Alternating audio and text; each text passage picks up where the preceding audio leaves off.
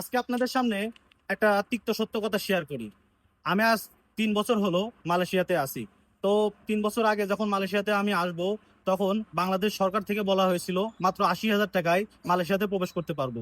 যখন আমি মালয়েশিয়ার আসার জন্য কাগজপাতি শুরু করি, তখন এজেন্সির মাধ্যমে প্রথমে অল্প টাকা বলে হলেও পরবর্তীতে নানান ধাপে আমাদের কাছ থেকে প্রায় 4 থেকে 5 লক্ষ টাকা নেওয়া হয়। কিন্তু সেই সময় আমাদের দেশের সরকার কোনো উদ্যোগ হাতে নেয়নি, কোনো সময় কোনো কিছু দেখেনি যে বাংলাদেশ থেকে যারা গরিব মানুষ, যারা নিজেদের জমি জায়গা বেচে প্রবাসে যাচ্ছে, বিদেশে যাচ্ছে, তারা কি করবে, কি খাবে, সেই ধরনের কোনো চিন্তা ভাবনা বাংলাদেশের সরকার কোনো সময় দেখেনি। তো সেই অবস্থায় আমরা প্রায় 4 থেকে 5 লক্ষ টাকা খরচ করে আমরা মালয়েশিয়াতে ওই সময় প্রবেশ করি। কিন্তু একটা মজার কথা দেখুন, আজ থেকে 3 বছর আগে যখন আমি মালয়েশিয়াতে প্রবেশ করেছি, তখন যে 4 লক্ষ টাকা দিয়ে আমি মালয়েশিয়াতে এসেছি, কি 5 লক্ষ টাকা খরচ করে মালয়েশিয়াতে এসেছি, তখন আমার জমি বেচা লেগেছে। যে জমিটা আমি আজ থেকে 3 বছর আগে 5 লক্ষ টাকায় বিক্রি করেছি, সেই জমিটা আজকের পর্যায়ে, এখনকার পর্যায়ে কিনতে গেলে আমার প্রায় 25 লক্ষ টাকা খরচ হবে। আমি এখানে যে টাকা বেতন পেয়েছি, যে টাকা আমি খরচ করেছি, আমার পরিবারের পিছনে খরচ করেছি, দিন শেষে একটা জিনিস দেখা যাচ্ছে এই যে আমার কোনো লাভই নাই। আমি যে টাকা এজেন্সিকে দিয়েছি তারাই খুশি হয়েছে, এবং অন্য অন্য যারা যাদের জন্য কাজ করেছি তারাই খুশি হয়েছে, কিন্তু পরবর্তীতে দেখা যাচ্ছে যে আমার নিজের তরফ থেকে আমি কোনো কিছু করতে পারিনি। এই 3 বছরে আমি যে ইনকাম করেছি, সেই ইনকাম দিয়ে আমি যে জমি বিক্রি করে এখানে এসেছি, সেই জমিটা আমি কিনতে পারবো না। বাংলাদেশের প্রশাসনের অবস্থা এতই খারাপ যে তারা দিন দিন নিত্য পণ্যের দাম বাড়িয়ে যাচ্ছে, যার জন্য বাংলাদেশের প্রত্যেকটা জিনিসের দাম বেড়ে যাচ্ছে।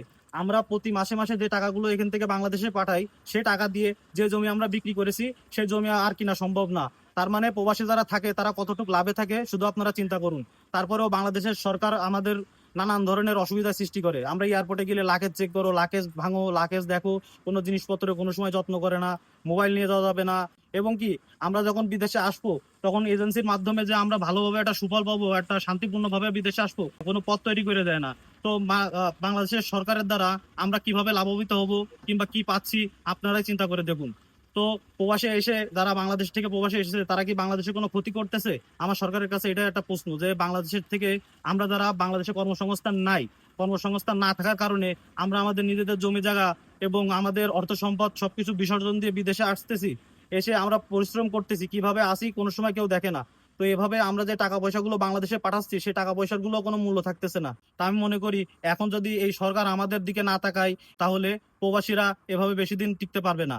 তো প্রবাসীদের কথা চিন্তা করে আমি মনে করবো যে প্রশাসনের দায়িত্ব নেওয়া উচিত, যে যারা এবার নতুন ভাবে বিদেশ যাবে, তারা যেন সরকারি প্রসেসিং এ যেরকম 80-90 হাজার টাকা খরচ করার কথা বলা হয়, যেরকম ইন্ডিয়া, নেপাল এবং অন্যান্য দেশ থেকে মাত্র 50,000, 60,000, 1 লাখ টাকায় মালয়েশিয়াতে এবং অন্যান্য দেশে ঢুকতে পারে, এবং বাংলাদেশের থেকেও যেন এভাবেই প্রবাসীরা বিদেশে আসতে পারে। তো সরকারের কাছে আমার দাবি থাকবে যে আপনারা যেমন মোবাইল নিয়ে যাওয়া যাবে না, ল্যাপটপ নিয়ে যাওয়া যাবে না, এদের উপরে শুল্ক বসাচ্ছেন, ঠিক তেমন ভাবেই এজেন্সিও যেন সঠিকভাবে মাত্র 80,000, 90,000 কিংবা 1 লাখ টাকা আপনাদের নির্ধারণ করা টাকাতেই আমাদেরকে বিদেশে আসতে সহযোগিতা করে।